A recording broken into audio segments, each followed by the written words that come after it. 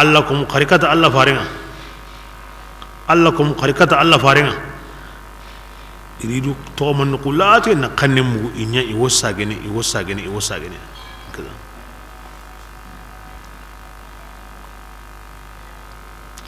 Allah te malika nu yanka na'am to gunyani i mewa la gamini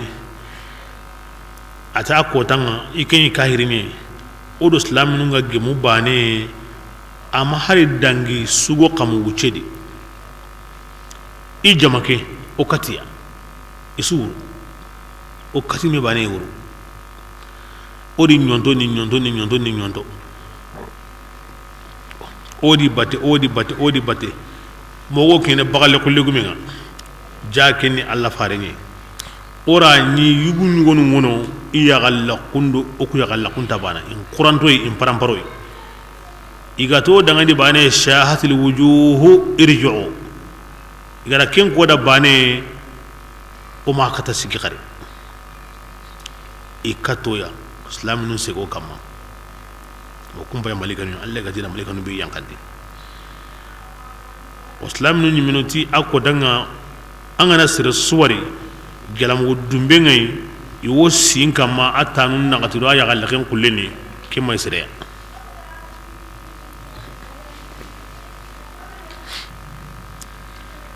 ikatiya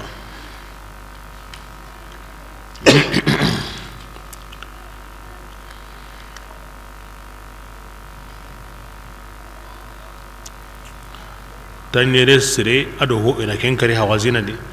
limun liga ado yagaru limun do yagaru wujunu tumisre imega domina kimme kanima kata hina salama wondi nyogome wujunu tamido hillo hondi tamble wujunu nagati nyogome tami sen ko yanta jatene ado kentana donc Allah farenda ngari ga taifa atiro khaniman kulli makka jiranat iworni aga diga taifa nalli ar hawazina duguno beto tamido ho illi tubi ko ara khanima taga ne njopa ke ko tanga Allah faren sugunda akhiyare ngono halima as-saadiyya ado kebe gara kombo banen sugu kille nyagare ke ton halima ma ari nyagare mono amziya ba ko ne kagra onda kanta garay na valeren kandi ja sirne ando Allah faren ndasre bane ko bonsu ni batran siray tinga kagra onda kanta garay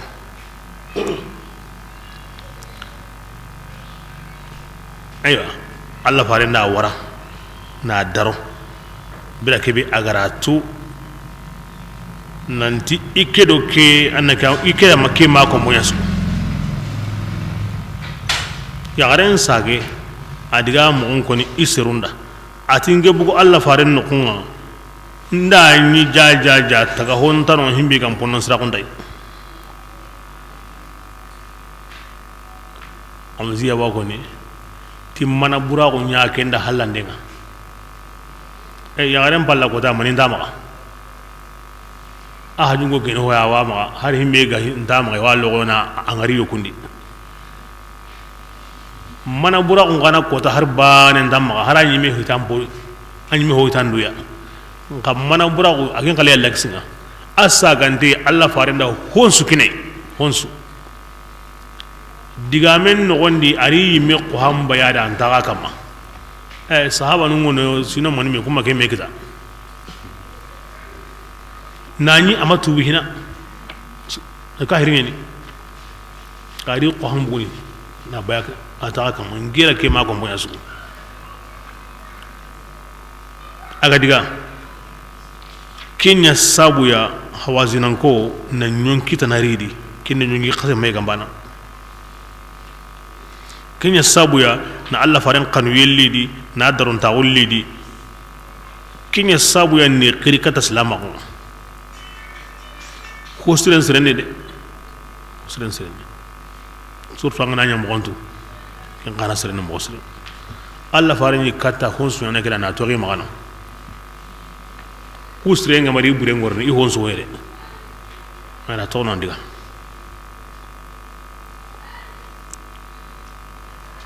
I jamalli ita Allah fare orani anyam basu besuya anyana qatin sunu dina besuya kendi ori menye ni keta anno na burun kinoy anno re mundu yakun kinoy Allah fare ndira to munyam pasu anga ma to ngun ko na ngaren kutunu hinu hili wala gawre na bure ba oti nyugo membane ugun tamdo hilo yugo lemine ndo qira'atu yarando lemine wugino to misere sugo no jaga seranda hakatu ati ginda go na bure mutuno lemun do yaro o kunya na komuya ma lemun do yaro ka agana ken mutu o na bure takandini karabane mutu ken to kunya de go ken ko na kada de aywa ito ku konne serui orre mundo ya kun koni ay kendo ho wonta banoda na bure gabene de nga oro ko mutunun nan kari o na bure ni bon ati basindare nke me ma hon lamini ado ho gani abul mutalib sogreya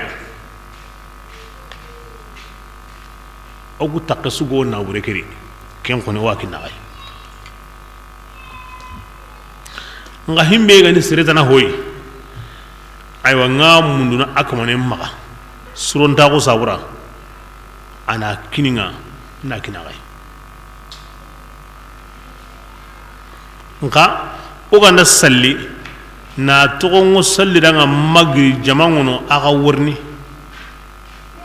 kama anya koy o gara se ko nan kaso de ahwa ngana ko mo buga se nga hina aga se mutunu ko ma agara ututinga mobe nga hana wa ga jabi ne koy mobe ngara ga jabi yede me kama anya koy o ga buga se nga de o ga hati himbe antolli salle ga ne ori ama ko ne kundu ngade awanya na komi o ga ma se ko ne hina itora fam ya sire nanku mo ga hana kuyanga salle nga nyime iri aywa oguna hawazina kunyi halima diga aran kibaren ko ora tunan ti jaja anyan suronta besu o mantwa anyan kadi sonta besu o mantwa kibirenga ori anna wonna burun sagoya adore mundo yaqu adi qarahillowtu aga wolle mundo yaqunga moto kunya ko nagada mago na burenye aywa eti ogure mundo yaqu ngoni kenan paso honsu na bureke ko ni gabeni kala kungino ya aywa tinke muhammad lamin qonindo abul mutalabi sogoransu na burebe ogara kita kani mandi ora kinagai waslaminu ngana wa munduna ga maga aga nan na buren kininke nga saga na hawazinan konga nke gara mabe kombon su kun serenya ne besuti ora kinanga odungetai dan na burun kini Allah fare ngari mana burun kini risu kana kini ke na buro gore ke kome gore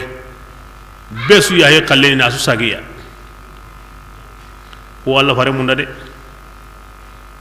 Allah fare mo khatin sonni de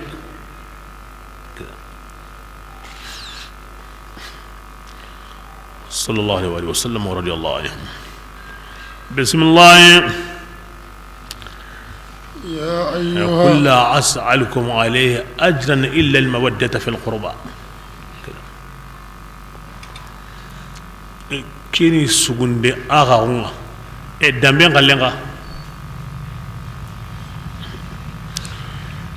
بسم الله يا أيها يا يمو بين كونغا توني أغناته لك بانوا يعني يكون تهون ينيا كسابورا إمغاتين توم مسيرنا كنا مسير هرمانتنا إسيني بالله هذا ودن كسيني كذا يريد دعك هله هلا كفانا ماريني كن كأيام وإن يكون تمغون ينيا كاهير كله كنا يسودن كنا أورني إن يكون تهون ينيا كاهير تسينا كمغتو ومسيرن قت سينا كنيا أتو قرآن تاكنيا كن غتو كاهير مغا كمغو كن غسنون ولكن يعني كي معنوية لا حسية وكني hen jamhurun kallenga ibn abbas woti ne kahiri ni me mani sobenga koy wulendo gigin bare yazabra hasana yitini sebe ni kitenki ni kahiringa ay wanna gamun alla gente kebrenga awa anan ga lagi xare bay tankati sobenga amma madhhabin naqati suqoni kunta akonni ke modi kumma alla gati wala qad karramna bani adam od adamare min daro kebrenga adamare min nyeni isuta ko kendi isungaren ten seneni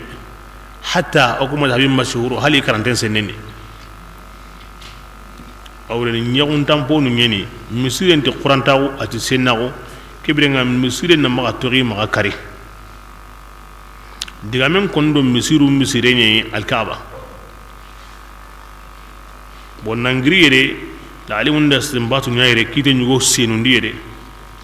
eti basindade islamin taqura kahirim pakendi takandu sikani bani ni huruminga alkaaba hurumi anta gemme kahiri lono muqaddam bisudi nga abu hanifa tati kahiri be go islaminullah dundi kella worono aha kebrenga aywa sara hilandi kene hijaziya awa kenni nogobe go akili saudiya donc hijazi gani tawra be aw saudiya nogondi nka akute nanga bakenda nka aywa ke takhiti tutri ba hijazi go nogobe kebrenga kenni sara hilandi anta gemme kahirina lono ma islami ngana dungada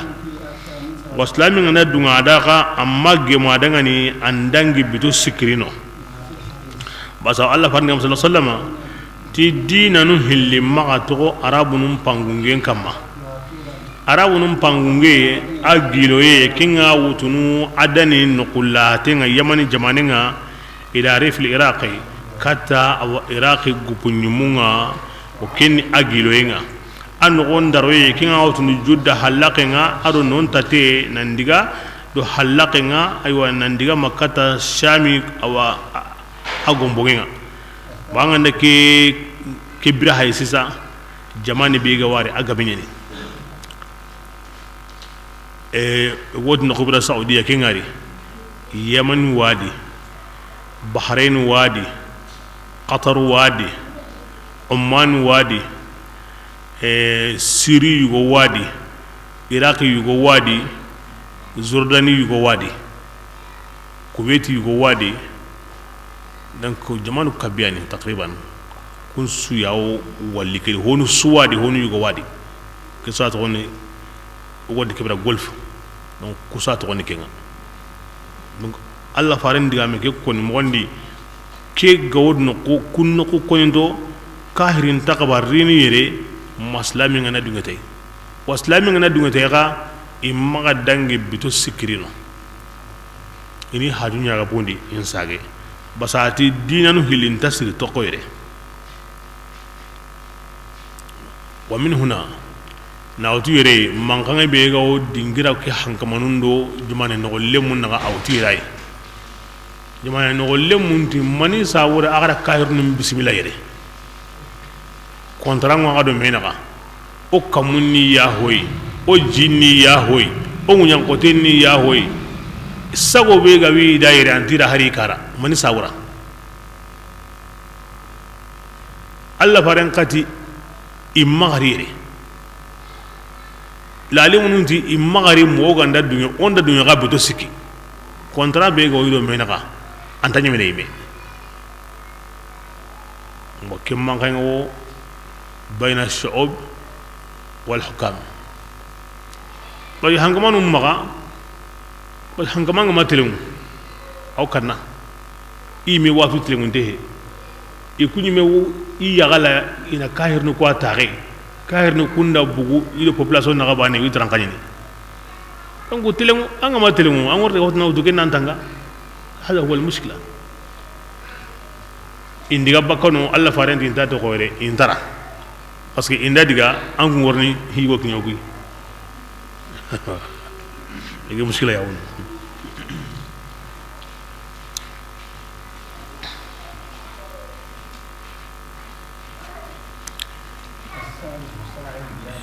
jamane sik awa sara sikandi ken islamin de bensu aw gemme kahirin awa nan ta islamin de bendi himbe ga hitikin no kuya ngananyi awallahi dum wando islamin naga dum tenga on wando naga indati ta ku yere ke sharti kanne kama ke lahi du kama mo ken bidi basiya mo ta no ken kama adu ken sharti kama yon gabari non misiru magarono mahimbe gandai awa sharia ngo dugene tay annal lo himbe sabura kahiri kani mon songa ayani kun sogana nga mayana jogen dabarni mayana khuren dabarni mayana jin dabarni banko awrono golle sabura golle be ko na misirendi kemda kembiti basiya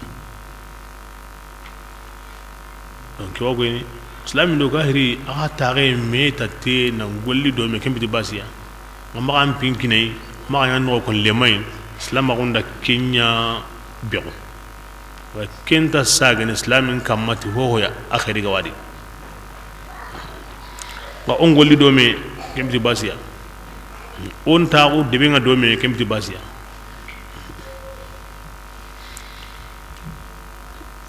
bismillah wa in khibtum kebidenga gati islami kahiri maka kinye yere yirigi halle amma ni nyankana serun no gondi gilli kem pakati aro himbe go on gondi sa sumbana o ganda kahir no ku kontane kem godi na burenni ya ma iya honi dunai kebidenga orni nyakam ko Allah tikentan ko fa in khiftum gilli anda kanu aylatan korintaunga fasawfa wajibi Allah taala wa karinini Allah min fadlihi gili fasangontaunga insha kinga nalunga da koni hunda wajibina kamade khagarati fa inga mo be ara sofa tanfis awanyana kama kanu an kunnan sigi Allah gara mo be kagara akute mo Allah maga iga kata sikina nya Allah di karin ya wakati imala ho kahiri maga Allah di hon sukiniya wa bil aks kahiri nya Allah ho nunga wakati nalikatiya ngabira be ogara kembuno kebire ngani me o ya Allah ni hon su ya harban ndawallo ma har o yimme khalle o nda ya gabundi anga tan islamin ko ni don likenyu ko nanyi mendi am pinya ko mi Allah gara kanda mo be ma anna toran so wara duna kriyede bismillah inna Allah ta'ala ayani tuwananga ayani gemundindananga an kunna yemmu ngaja kunganda tumandini ti Allah bani na kunga imatuni ti kodanga ingani kodala garenga la yuharrimuna ma imatuni ti Allah farengai bazakahirim ma haramundi Allah gara faramundi aru fare koy konji wala yadi kahirin ta dina ganka hunu ti tumu dina sabatin tengade min alladhina ibrenga oro kan kafirunu ya kunni yemunye igara kitabe nginu kunga yahudu aron nasara woni ko wana himbe koni sura kijje payno sana keni hilla kafanu alla tintaro kumbanu de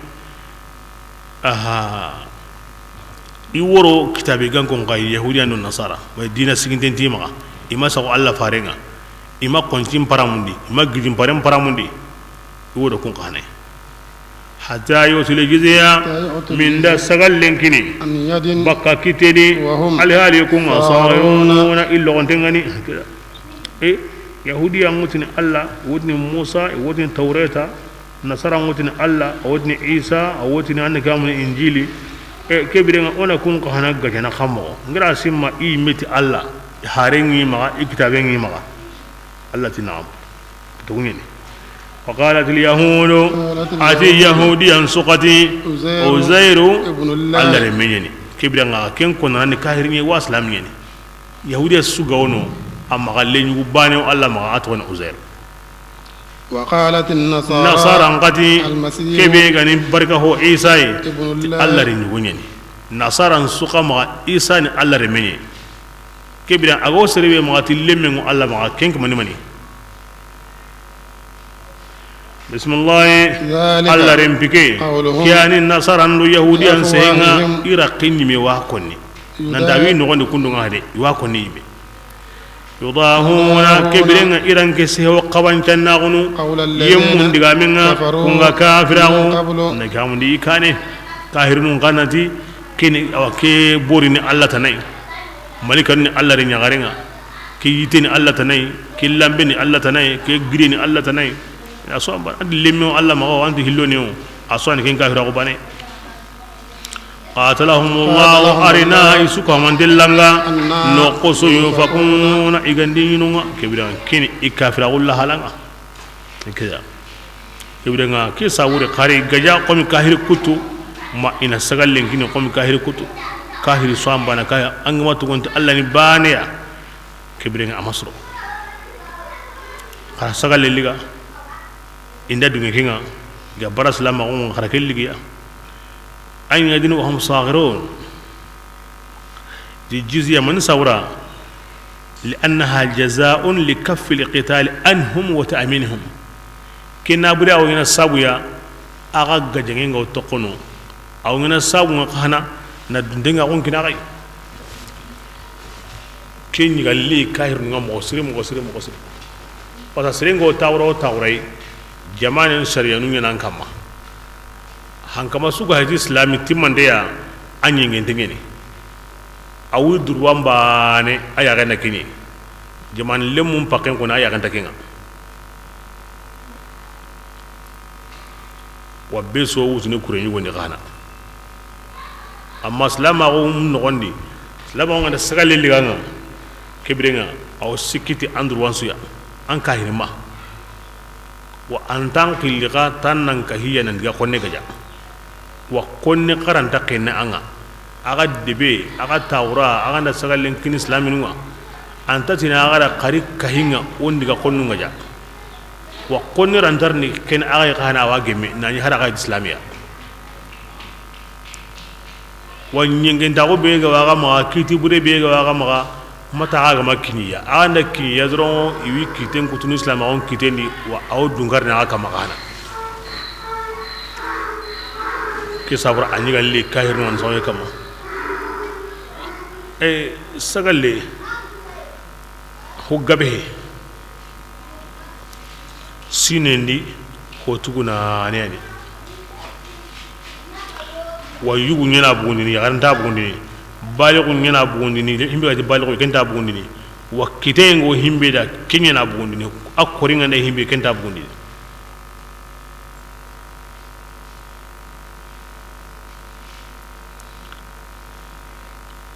akini mogo indakini debe kota be ke kota sagale min gorna tamboy worni o tagono doru o be so an yadinu wa hum saghirun an yimaran kallemura anta kinan ko woni ngadigana anta kinan lemme ngadigana anta kini an ko men ngadigana an yiman digana tay wa ngana tindo ko hana golen to waranga ina miso honne ante hum buantandi ko le ke wanyu ngola yugo kasi guma ke wara baka magara ko nan tere kundu awre ni an won diga himbe to ka gori ni hotu kuna ne yani anyi go tambe be walida bate hotu kuna ne khani yani goren bihe ke suna do mani sabu islam ko he waga ko ni kello on ta on dingi tan kata ke ngotu bi awr ni kembani an wani ni an ponsu asirin wanta nan kiteni me ke kota an yi mi andiga an yi mora tayina awara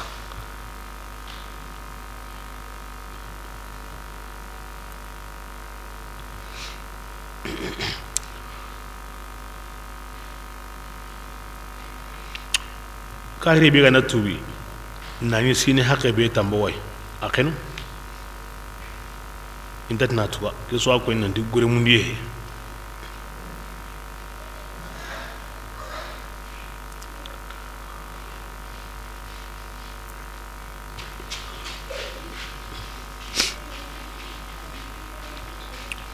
bismillah اتخذوا أحبارهم أتاوغلي يهوديان كاهراغون أرون نصران كاهراغون غير الله ربندانغي هالي يهوديان إتوانونيا nasara nun qarib batanunya aw kamanenga anga na tananya kamanenga bare ken ka hanani kahira ho tanay min dunillah alla tanay man sawra yahudiyanu iqram gonun na himbi harami hari alla gara digandi kebrenga wa kem parame iganati himbe diga har Allah gara haramundi o ken diga nasara ngo kem mo di ibbatana qorbenu go église ndi mon père nu benu go no mère nu benu go wono igollen su gem denga o église khirimandenga inta yagini intara kadi wono dron ku ngana ti himbe dron kenyani har aro Allah kallenga na miso hun kalle kanyana junubu ngana kita anda ko ni kunyara tawran yugo na ngo tagunu no nan junubun ko ni ku ngana ti Allah ya hamma anime inati Allah ma ya he anya ama ya he yo junubun prin ko nanda donc ke junubu ko ni na ke ya hanna ki go hakatu kana ngama ken to anda ya he ne anga wa munda ka ki honda men diganda ngo kinni aw digananda walma hulani oda ke haramun dan anga ma ke kinin turanta digananda i qaw kinya na ke mogori ke bilinga anda ku ngara Allah place ndi Allah na halal ndi nyana sirehe ayana haramun ndi nyana sirehe aya nyam pene sirehe donc ki ka sabuda kirinya kahiri anyi me ganda ken bismillati ya hongiana kenya na anyi me kana kahiri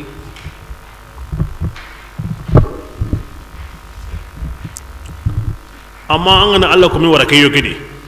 ti halal lu harami ngama aro ya hay ngama ay mega ma kanda amadu ngitai kibrenga anya na kahiriya kenda kenya na kahiriya bismillah wal masiha ati ila isa kanya kamani kingani maryama remenga honu ranya Allah remenga hondi ay Allah yimani وما أمروا أن كانوا يميا مري تويتر إنجيل دين ما كان دا إمبتي كمانيا كمانباني تونغبتي تونغاندا ما كان تكين كمانباني كينغوريني إلا كبكي إيمانكو الله ما كيدا أنتي كتابيني سناو الله دغني بكاو بالي نيغو كم بلا كبا أتي أوان نصارى يهودي الله مرن aro hilla kapanu inkarindi Allah taala noro kingani sharia keya ado islama kuma ti la kampangunga Allah ka balla min datimman ni noronga halikinga wal kafirun yukinyana daiman igullenge mundengeni ona islama umburunga ona islam numburunga igullenge mundengeni kinga yahudiya nasara kahiri Allah kati barade har kinga dalida ibrahim Allah ballen balle wo sebe untai heren tano iganta kutun bismillah Allah yani kamaninga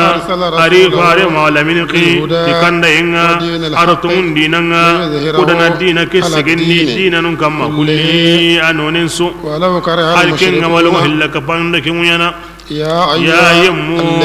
bin kungatumni karatu jaman pokabenga gilli nasaram awana gilli yahudi antuanunga arun nasaram batanunga karatu ihu gabe ga hompai sirunna burenyani tin awa adibatranga kinni hu gabe wanna burenyiga mu ya hemu nanda mu digani nenya nanda mu haramina kunya nanda na burilliga na yiga tikenga kinni gollinga kiti muso harami ho ويصدون إيوغا وسرون كبنا فكرون الله تعالى دينا كلني أغنات يمو بينو كنغاو كن سونو إيغاو قول كلن سونو إنتا نفقم بوني الله تعالى كلني إنتا جاكبون ناري أوروكوني يا الله فاري جاكبون بالنون كباري إيانغا قديا كن تورانتيني دي akoti kotambe iga tawndini na bureke kamma jahannama yimbendi ina kusagara jakabugum balinu aywa aro khairin balinu ina itangal laqim biyadi ti awana bureke taytaynga ni tatum biyadi aro ni khoron biyadi tay ina tikani honga agara ken saw aga yimmedangani angara himbe saw nambara jakambuni ahayki ayde Parakon dagamen temu kontum aga gani ken saunu lunge be ga way na ke saw na ma hobu gay aw lunge pay gi arako sayutawqun bima bakhilu bi e kunya ngatu hil alla kumpilya ko sereda anga bara jakam gondi ngaba na wuri be jakam gondi ni ayabane ndako iwa nyana sama kenga na miliki an kanenga saman dare ayon kolan kullenni len konu hilliwai ambele kentengo jakabu ngbalin kannenga kaburundi awa yangan katana awa akinyi lagan tatunga awo tinada ana maluka ana kanzuka ngana na wurenga angar himbe saw amma Allah ha khabu garin kyade sama gani me bane mileke na kam wahara ga makinyanga riyaz billah garan koy la gara koda angara kebe saw nambara jakam boni nambara khair nyana de iwa nyana yimbinga na tawndi nan to ga nyana akamanen tatim biyadi na yagalaqen biyadi na qoron biyadi mani sabura Allah la kunno kunu sikiko tangallaqe tate ado qoro parce que nabre gume miskine ngana rayni akrini ikungon kada awi yaren bolo tirni ni na angara nyaga tirinda ko be nyawrele lagara kota kem musongini ya an nyaga lage wa biya din timbenga para kana na bure ka sabura ngara nyaga tire biya ken na bure wa dumuni na ngana ya lage biya di na to sehenga andatla na de awi taten ko inai kebe angara tatebe ko yayi ara kana na bure ka sabura wona wure ke dumuni na ngana tateke biya di na to ken no gondi awo gilli nan diga na taunten to ma wora na siginten to andara jabini angaram palla ko inte angaram palle ko yey kebirenga na wure kebe sabu garaje wona wure ke tawni na yana an ko don biya la gara kota kinya sabun Allah gara kusu unu sikiu basana komenge mallema on digimi mo burenga ti kusa unu sikai iya galaqe itate i khoro Allah gara mo gon sukanda adi anna digan siren ko serenda kennam pasudina da hari anna ku na toroya nda mu hondi magasisa nganda hokita mpakare wadi walma ki wakati wara digan sire kara enta ken konto agari we anda ma worni anyi me ngana ti ki wakati wara hinu nangaba kembe di gare de hinga beni besu kun konda andu baga anda tungun kara madiga mbure kara anda ngini yaga tiriyedi anda ngini tati ko yedi anda ngini ndigana ambala ko ndento ko di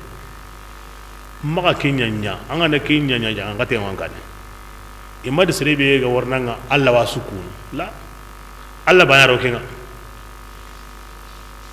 kam mo be ga kanda anna kinya da warde digan sire kada tungun kada maka diga mbure kada maka baga maka nyaga nzirnawre kempala wala nyinan kan sira su ga wono an sharia nya kontenganda nyaga ndenyi mehti oti gande sharia de nyaga nden kana be konteni ngake bati na nya bati an kana mogoy wan konanda an kana golle nya ngodi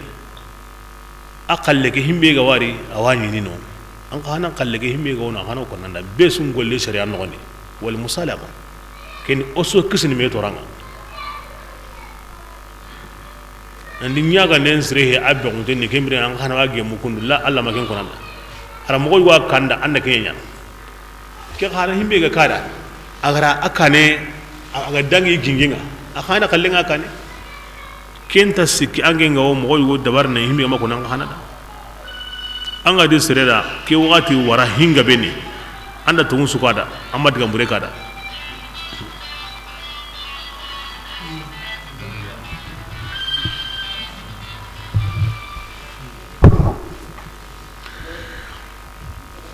ki aya wati wadangi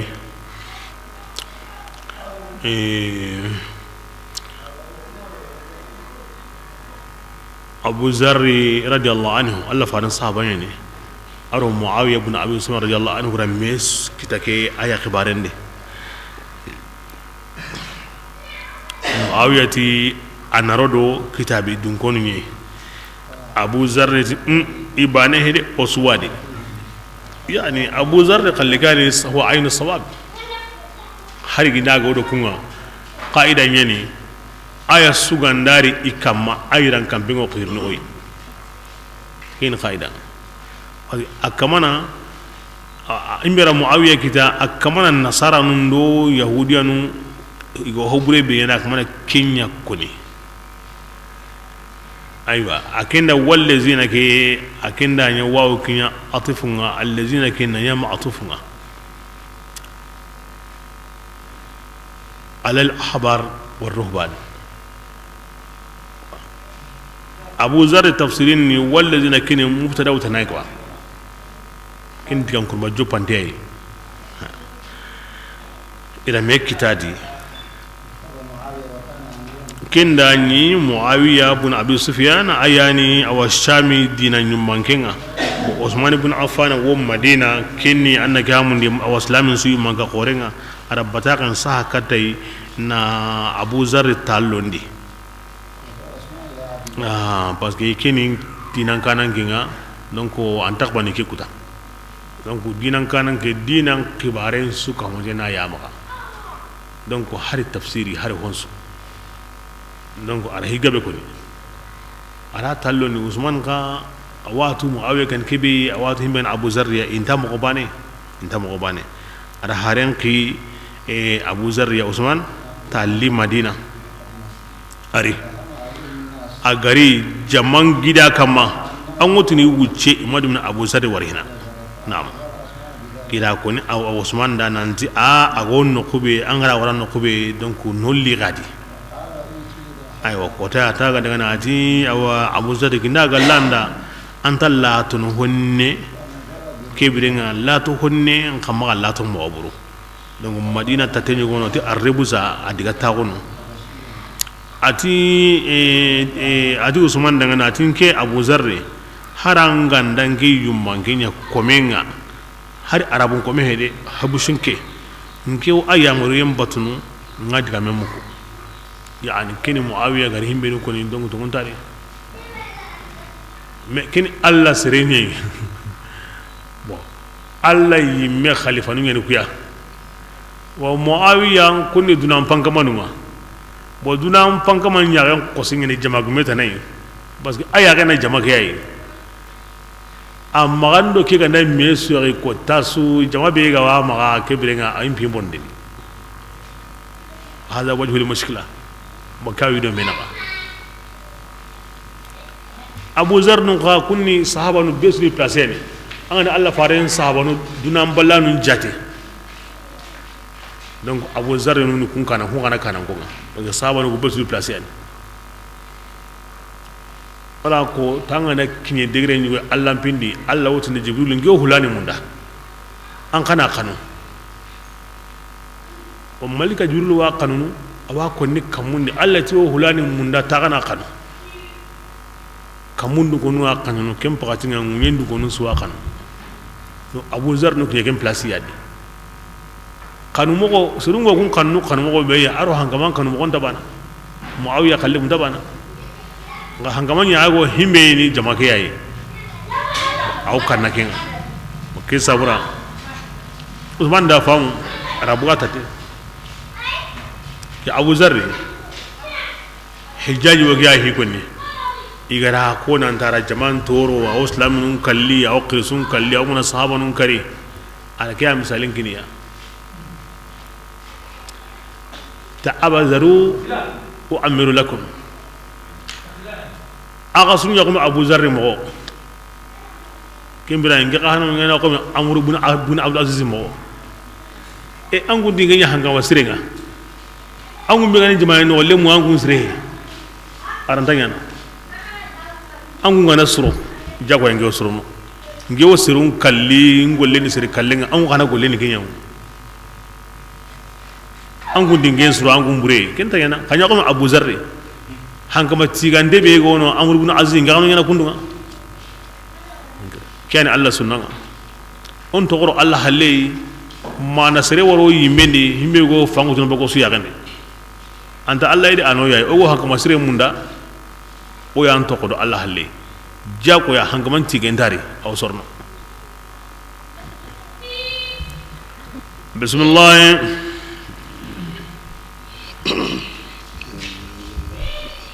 inna iddata shuhur qasunun mirigayinga inda Allah ta'ala maga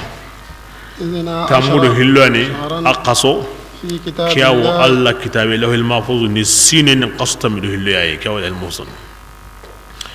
يوم خلق السماوات ناوتكم من تغاكودنا أدونين تغاكودنا قصوا النغات وكتم هلوني حرمون كن قصوا الله حرمان تونغا قصني أوانا كام نغان قصوا بانا أدو قصني كن سكو تكنمي والرجبة كيني دورا kuni qaso la horomantonga sinesu oti honga na hillo bane donc danfara wono yido menaga qasu ku tamido hillo duran danfaro qasu naga to qasu ku tunaga bismillah zalika adi aywa ku qaso la horomandenga kingen islam agun dinanga asembendengani kebirenga kama gadu to nyane aywa ku qaso la horomando de kama Allah kutakudi de angana Allah kutakudi akuta yengo dubulene kebirenga khara adu na hadiya angana Allah batu ku qaso na gatidi abati yenga bara yengo dubulene o ku hay qaso nga Allah di haso ndimeya na qaso na gatutu timma siga anandu toro kendi de yani amadi islam na qaso wakati annahu burenya min na gato duran kankarin kato parce que kenju bon koreni kun na gato qahana islam ngana golisen wakati qad baraje ngandao me kun na gato qahana golisiren qahana baraje nan pun kutunga e nanti hon sumbana anta gare baka Allah gara ho nya hille hon baso hoy honsu بسم الله وقاتل المشركين ابن قصوني قصتا من هلو اي كن سينباني الله ودو منيا يري السنه القمريه همبيغو جبين قصون سيغي تامبيلو كابو اورا وري ما تانجي كن تيمي الله ودو كن سيني ياي اوغوت ني كبيراتي تو ان قصو بس سروم بوكا بندا تودو كينيا يري هون واقلي تب أدقبوتين قصو كنا تودو كينيا باتي أو هون وجني أدقرسين قصو اليونانية كنا تودو كينيا باتي كم بالله أتوا قصين الشمسية كي ينقلي أقول هم بيباتي كين قمرية وصل نكيل بأقوات نتوا بنقصو بس الجمام بوكا بيدا تودو كينيا باتي من لالموني جمانة كتواو itu indini kungo qaso kato gli tuwa ngamari iwa golli mo gontu iwa bugu mo gontu me jamam po gabenda to oku magado kunya bade kundu tuwa ngaso ngo Allah ntaro kenga Allah woro qaso mo qase be ga wo maga awdo kinyi ken tamudo hillo kinyen o sinenga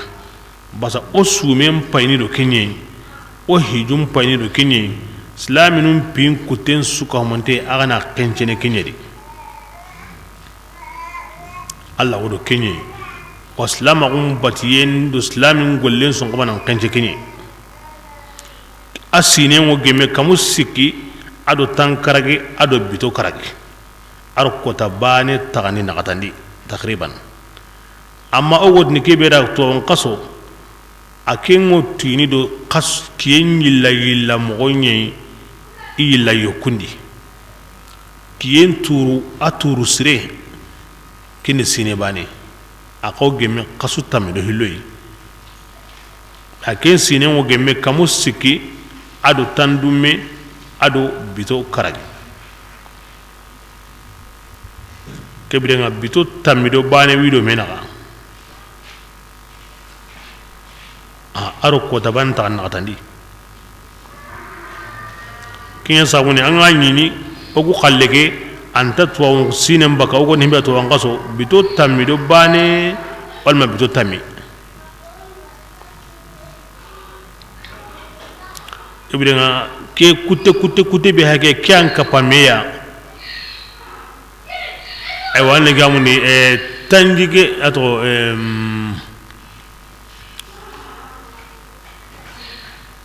kame sine donc awo sino sécurité ni kame sine su anga ni oku kame do sino sikini yungona tini kame sine ayi no ku jate ni kame do sino sikani na sabunya bito tammi wodo me na sine nyugonga sino nyugonga bito tammi ado bane wodo me na sine nyugonga kinya sabuni attagantengo kiyen kamma hinso to ke mogondi aga ndani aga mulle ngorni kaso hana nyadi sine so aga mulle ni kedi a qawo ngane kene kaso nyiru ni nyadi sine so aga qawo kene kedi aga jibe ngane kene hakabe de sine so kene amma himbe gani o kaso ke ya kaso nsigi awari kenta to ko bane kamma sine nyugo na ngai o sumunu kunendi o sumun kagon jo paranga o sumuna na kanendi o sumuna nyimiranga o sumun mulendi basana kengo kolongolo no kaso ngo kolongolo no kenya ndo yadi bokari ilmu fulukunga nu ra fulukunga ra ko ke famu kaso ni kiyem batama genu goya kaso ngodo kenya bate donc ango himbe no gondi kebirenga ken no ro hongo ne ken ando ken so mun do me donc kiyenya ni lasilinga yon ka bari new ni de sabura Allah fare ni moton kam ma hin so anne wi kunda ala kekino yi sisa halid naga waremeya anganati on golliti o goti himbira to ngaso amay ga newde karam mo gonum baale halle minu go yaga to sanen pinga aya ga baka anya ga nda hoyta sigi anya ga nda hoyta kara ko ta so anna ho sana ko ta so anna ha burun kada anda newde ken sawon himbe ga new tamble no kabu o suro sigina kan kan pay la dirno hiliga na wari wodde ko banni ko ta hananga jama sanga de nyime ga na wari anyime golle new o ga ma wari andati me tanji kenga bo anyime yo golle be suro baka qasun sigi sera be suro baka akra sera kira kyan new dinanta bande ke ken sawra Allah gati o kun golliti honneke bas lama golli beso akanema samun dendo tuana gotin dendo qawye yugondo yagare lemnen do krese komende hore besu goro himbe tun ni kay ke da ka golli tike kiya samun Allah ka tun golli ta ayan ne wa min huna islamini hakala to gari daiman kina taylane ayalla kan katine am pin sunya na gemundi kiya am pin sunya na gemundi kiya an yagan ko yiga ne saka orani ke mo gada to kundunga hi qore ga ne am ma nga mo na gumuni ko tan yugo a to ke mo gori a to ke mo gori mo ali to an qaso kuruma bi don tam do karaboni nyaga to an qaso kuruma halle bi don tam do karaboni nyaga ya subhanallah qaso ne kesu Allah hoy ngara mo wa kinanga to ken no gondi kinginan dinan tagmancenga dina ke rumuzu nyugani ono hinun to do ke qaso batte anyam bala on andanya na kahiri de ngatak monjo nyugani uganda mungiya arniti mani anga muko sisa misalle zuyan qaso bidon tamdo karago yani son qaso gila gama ki bo kumbani halle aru nyagamo orna mundu kenyeri uganda mundu zuyan qaso tamundo karagondi or ndia qaso mbay kartela sigma masiga on kenya kari ko hoygo no reni hakala tuwari bote misanu nyani merini bote daria bondo kumbani ono hakala to kona qaso mundu ono hakala tuwari o batiyen golle nyugo yani yagare su gono sisa iwi ladam mo gonto to ngaso nyade lengi yagare tuna sasu to ngaso no ko ta kan ladanga ya subhanallah أين الرموز كلا قورا أم بتيجي ياجي قصبي أن لا دم دكندي أنا كين رامع أم بتيجي يقولين يواني إن يوم بلاون تسرين أنا كاهري ده إنكاون ينا سابو يقومانو كماني هلا لينجي هده كمين يواس كونتيني أورني داروكا تكاني فلننتبه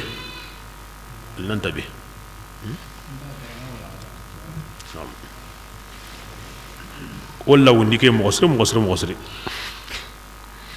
بسم الله فقاتلوا المشركين qarahilla kapanu gaja كافة isusu qason sudi كما koy mogombe قاتلوا iga waga لكم gajana كافة isusu qason sudi ugode qason nagati wono kullu hurmantenni ngake nguri hiti kunga ndakinya kana akan tagoni hayde illi kana ga inaga karim mogobe gallide la la la inda kinya ga no qusu waqati su akana ga waqadu defana mo be kharakenya بسم الله واعلموا أنا تتيجي الله تعالى أكبر الله كنا نجي إنما النسي قرأت دعوندنا زيادة كني جدي بريا في الكفر دانك هو كهرقنا يدل الذين الله تعالى يوم سمني تيجي دنيا كونغا كافرعو يحلونه كنيا وقصو حرام دين دعندني سين نجويا يوا حرام دينكا وسين نجويا يواتئوا إنك يوم من سابورا كو سابورا إن اللغري نجمل لما قكتا كون جاتين حرم الله الله غركم برامندي ويحلوا ما ويتقوكين إن قصو دعندي الله غركم برامندي زين سوء أعمالهم شيطان إلى إيران كقول لي سرم مغا إذا غني الله تعالى أن تكون نكندن الكافرين كون غني كافرين يا ننقصو جلي جاهلية دي إسلام كون كان كو قصو نغتي بيغا كو سألا مغا أدرون تاقون هي مغا كده هين نقصو إلا يمورنا دي سرم مغا إلى غير من يفهمون Allah faren pim pakati kenda ni serunga rahimbe famuta janko ona qasun nagati warasinindi bidarura haraga manya Allah kallikon takuya ili hari gulle yana kemo yade janko ta ona qasun nagati wara haraga manya nagan qasun do banando qasan do rajabaya ili hari gulle yana kemo yade Allah tilla ngama ken kanda kenni anda hotana ka hanka hira kunyi ngira kwa kanda kwa ne qaso horo mantunga angana ho wara kenni oda wara umma me gaja umma kinyi me yadiya ngadaron ta ko be ga ku qaso dangane Allah ma kello kinni ken qaso ya yo haren kinni me ya wa qaso kurumba ona ke rene qaso horo mantunga unga jakendi wona ke qaso wara batendi ono hinu nyaga buguni kendi wotini yaw an koni ara gaje ngara kedi aga gaje kedi mi alla lamure biti ken bane yaw daron ta gon wana ken qason to goda himbi to ngani shawwal himbi to ngani zalqaada himbi to ngani muharram daron ta gon ga wada alla ma angana ho wara batendi umma kinyeme kina age mo kane nga baraje nga boyendo junubu nga boye angel lo kenyana yo Allah ti magi kaada ngara qasube to gonga gara de akana kinyanya nay kiya sabuni sine nyugonu nga anyanyi ni hiju nyana makka tahillo zulhijja ila kenya tahillo hiju muharram de tahillo anganyi ni qaso gawono sine ndi hija suri war abubakar hijube ko ne hijiran sino kabundi agemu zal qada yayi ba kenda ni gemu kanne na wara kenya ga magensi ne gemu kanda wara ga magensi ne ay jikinye mi Allah farin gari sine tamundi kinge muti hijun qaso wati ko ne denyi me Allah ma kinga ni bananga dan ko asigi arafa banan kabu ara khutuban qaramina banan tamu ani be akenge muti am woni me manna kenya ibrahim birisa na nya doro jango ona qasuna gati wala o ken hin suhiti aga na gimari mo be hi wono alla yani ken tempan kutun khara kenya kundu kyani ke ga nay gallumo so ngada kenya ya wotini irgi jebere ngari ona mulendu nani ho he wara wanyana koto ne be ga wari banane donc awa yiri ganna gawno ona hiju ngara ke wakati ya oni ta kono o jamani nyuma ko gelli dingo no o hiju ni la mo be galloda la qasu be gan himbe Allah ma qaraken to ko kenga kama ga turan kalle dar ke sawda akwata burna sabatin di ke mo kama Allah gara himbe ko nan de qasun jate ni tamudo hillo ay Allah ma ga gelli ngu yendo kamunta ga kota nagato wade kunni la horma honga bo Allah fare nsagadi ihiji sine na koy on to ke modi ati sehende inna zamana istadaraka ya ajin khalsman dar ati lengi wurondo kiye munu nan gemuti alla gara taga mogobe o hakke mogar sasa na kagara qason ni sinene qastam do hiloy kunta mudo hilon na gato wadi kun la hormanteni ara wala ngala mogosri ati siko wadi kun to kini meya aywa kenni nagan qaso bana qasanne ku siko to kini me rajaba banawi dura atanga ndar rajabatu rajabani qaso be ga awan kamundi sawa